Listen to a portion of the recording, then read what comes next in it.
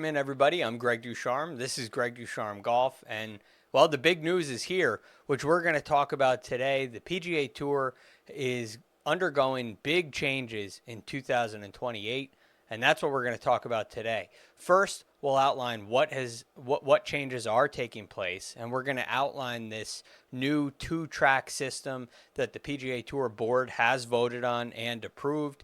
We'll talk about some of the proposed changes, one of which we're going to really focus in on, and that's the way that the PGA Tour season ends. The playoffs are going to match play.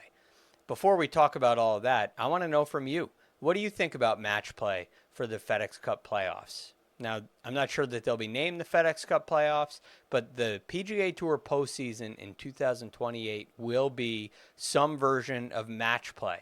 What do you think? Is this a good idea? Do you have a better idea? Is there a way you think the PGA Tour should end their season? We're going to talk about that and go in depth. I'll share some history with match play, and we'll try to figure out here together if this is something that works. But first, I want to outline what the PGA Tour has said will take place in 2028. Today, Brian Rolapp had a press conference at the Travelers Championship and outlined a couple of key elements.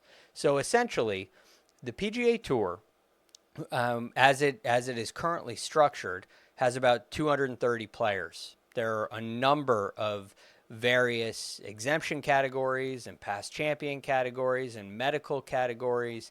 There are a lot of ways players have earned their way on the PGA Tour, and there are a lot of ways that players are currently staying on the PGA Tour. But that is all going to change, or I should say be reorganized in 2028 into essentially two tours. Now, as the PGA Tour calls it, it's one tour with two different series that run concurrently.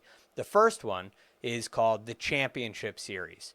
Now, the Championship Series is going to be 23 to 24 events, which includes the majors and the Players' Championship. It also includes the postseason. And what I found to be interesting is the Ryder Cup and the President's Cup are included in that number. This schedule is expected to run essentially from February through August. And of course, if you're including the President's Cup and the Ryder Cup, that's going to go into September. But it's a 23 to 24 event schedule with 120 player fields. That's a big increase from the about 72 player fields we currently see in signature events. There will also be a cut, which is great news. There will be 36-hole cuts in every event, and the low 65 and ties will make the cut. Everybody else will miss the cut. At the end of the season, the top 90 players at least will keep their status and play in the Championship Series the following year. As I said, the postseason will be match play. A lot more on that coming up in just a little bit. And the purses are expected to be a minimum of $20 million. So looking at this, I think there are a number of good things. One, I think that number of events certainly works. Now, this was talked about earlier in the season and last season when these ideas first started coming to the forefront. And I was a little concerned with taking weeks off. I think they found a really nice solution to that. But 23 to 24 events seems to be a number. When you include majors and include all the things that they're including in this, it seems to be a number that most PGA Tour players can handle. Rory McIlroy is certainly not going to play in all of those. And by the way, there is no minimum. You don't have, well, I should say there's no mandate to play in all these events. So if Rory McIlroy wants to play 12 of them, he could play 12 of them. If Scottie Scheffler wants to play 20, he can play 20 of them. Will that create some problems with sponsors? Potentially, but I think that's just the risk you take at this point. And ultimately, with only 90 players continuing on to next season, the idea is that the competition is what makes players want to play. They want to play in these events with big purses and big prize money so that they can keep their status and earn all the points that they need so they can play the following season on the Championship Series, which is where everybody's going to want to play because these will be the biggest events. So I think that's really good. I think 120 player fields is a really good thing. And I think 36-hole cuts is huge. So all of this is almost all of this is very good, and I'm very happy with this. Now, the next piece, the second track, if you will, is called the Challenger Series. So the Challenger Series will have some slightly different aspects to it. One, there's a minimum of 20 events. They will run concurrently with PGA Tour Championship Series events. They're going to run at the same time. There will be a minimum of 144 player fields. They're going to fill those fields. Occasionally, depending on time of year, you may see less than 144 player fields. There are 36-hole cuts, just like the Championship Series. Low 65 and ties will make the cuts. And as I said, they'll run concurrently with the Championship Series. There will be about 7 elevated events during the Championship Series off weeks. So that is basically what we're looking at when it comes to these two tracks. So essentially, when you get onto the PGA Tour first, you're going to go to the Challenger Series. The top 20 players on the Challenger Series are going to earn their way up to the Championship Series, and then those players are going to compete. But here's the thing. There are only 2 ways to get up to the Championship Series. One of them, at least that's the way it is right now, one of them is by winning twice on the Challenger Series. If you win twice, you automatically go up during the season. That's a huge piece of this. And then the other way is you finish in the top 20 or so on the Challenger Series for the season, and then you move up for the following season to the Championship Series. So it doesn't seem like there's a lot of movement between the two series during the season, which means we lose the Aon Swing 5 and we lose the Aon Next 10, which is, I would say, somewhat concerning to me. I think there's a potential that we lose some great stories, especially because the Challenger Series isn't going to get as much coverage because it is second to the Championship Series. Of course, there will be 7 events, which people will tune into and people will watch when there's no Championship Series going on. But for the most part, 13 of these events, more than half of these events, are going to be essentially opposite field events. And the players that win those or perform well in those aren't necessarily going to move on to the Championship Series right away. They'll have to wait a whole year. Other things that they're trying to figure out, how do players from the Korn Ferry Tour, from the DP World Tour move into these two series? How do players from college move into these two series? These are other elements that the PGA Tour is still yet to sort out. So that's basically the overview of everything that's happened.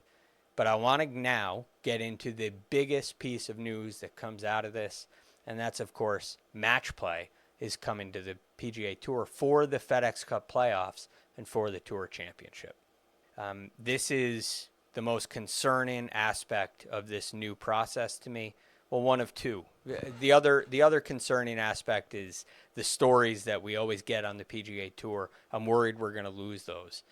But Match Play is a big concern to me. And again, I know so many of you have clamored for Match Play in the playoffs. Every time we have this conversation about how the FedExCup Playoffs should work, how the Tour Championship should work, you all suggest Match Play. So I want to know your thoughts. Do you like the fact that the PGA Tour is moving to Match Play for the FedExCup Playoffs? Are you going to be more interested in watching? Leave a comment in the comments below, and I'll respond to all of them. I've really appreciated all your involvement on my early going of videos here. So please keep it up because it means a lot to me. All right, so when it comes to this Match Play, the truth of the matter is it has simply never worked. And if you first take a look at the history of Match Play, it starts with, in my opinion, the PGA Championship. At least as far as this story goes, the PGA Championship is a very important aspect in this. From 1916, the first year of the PGA Championship, through 1957, it was all Match Play. But what happened in 1957? Well, actually, in 1957, when that PGA Championship was held, the players, nobody knew that that was the last year of Match Play for the PGA Championship. It wasn't discovered until the PGA meeting later in November. They decided they were going to move to Stroke Play. So why did they move to stroke play? Well, there were a couple of reasons. And these reasons apply to what's going on tour today. First and foremost, PGA Championship lost money in 1957. Yes, that's right. The 1957 PGA Championship lost the PGA of America money. Broadcasters and potential broadcast partners weren't happy with the lack of golf and the lack of golfers on Sunday when the finale was present. These are two huge issues. Okay, you have broadcasting partners that aren't happy, and you have the organization that's running the event losing money. This is a big problem, and it's an inherent problem with match play. Look, the other event that we're going to look at is the WGC Match Play. It had a bunch of sponsor names, so that's not the official name, but there was a World Golf Championship Match Play event that ran on the PGA Tour for quite some time. In fact, it ran from 1999 up until 2023.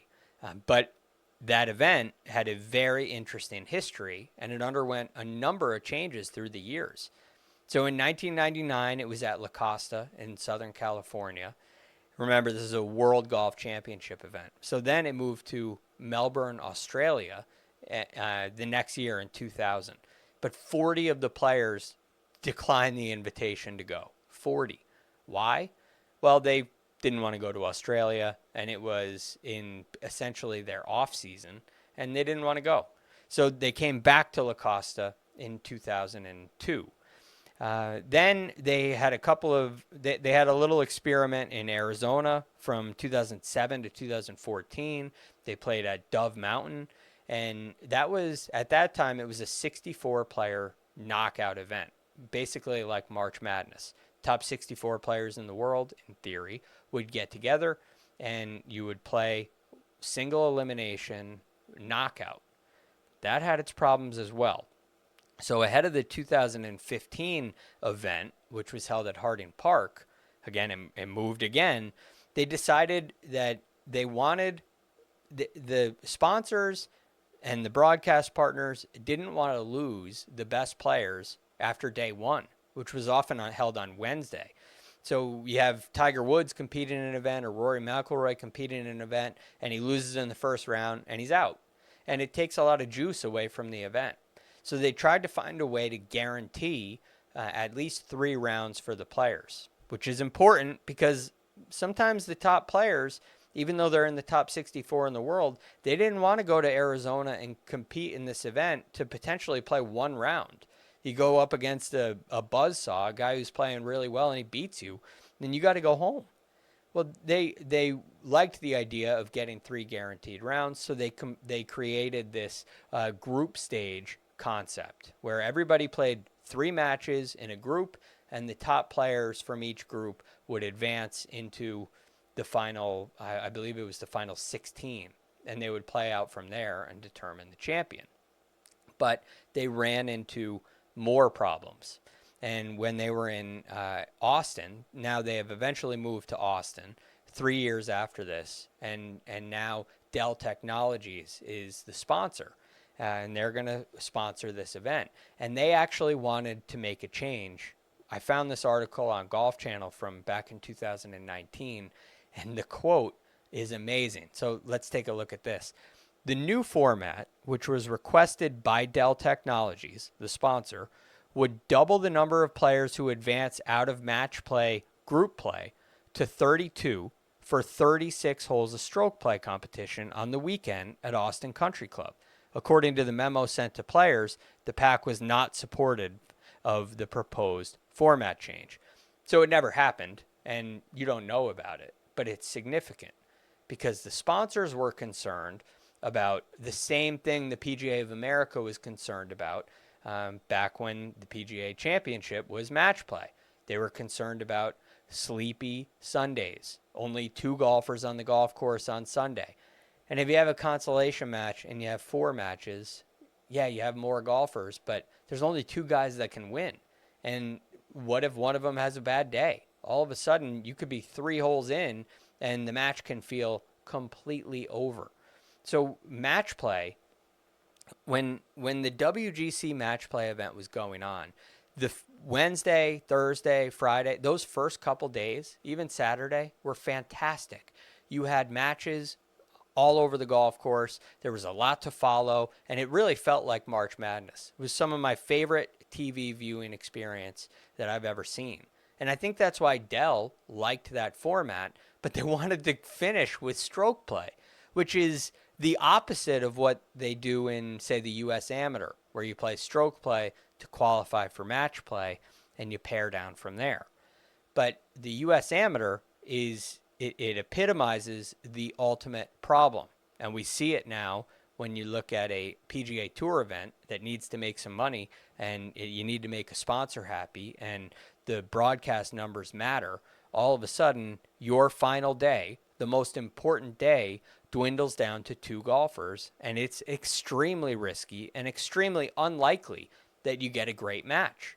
It happens occasionally, but not very often. I mean, even the last year of the Dell Technologies match play in 2023, you had Cameron Young and Sam Burns in the final, which should have been a great match between rising stars on the PGA Tour. But it was a rout. Cam Young was tired, and Sam Burns drummed him, and it wasn't a very exciting match. And that's what happens in match play. So I have huge concerns about match play for the PGA Tour, especially for the Tour Championship. And my question is, knowing this history, knowing that match play has not worked in the past, it's never worked in the past, what's different now? Why is it going to work now for the Tour Championship?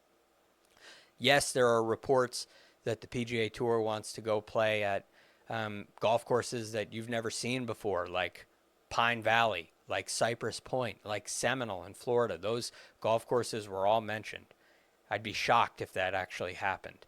But even if it did, would a venue like that really make you watch a match between 2 players? Do you really care about the amount of money that's on the line? No, ultimately, you want to see exciting golf. And this is the last thing that I want to bring up. The playoffs as they currently are, having 3 playoff events, is something that has been criticized since 2007 when the playoffs started. And they've gone through some different iterations of the Tour Championship as well. But they finally arrived at the right version last year.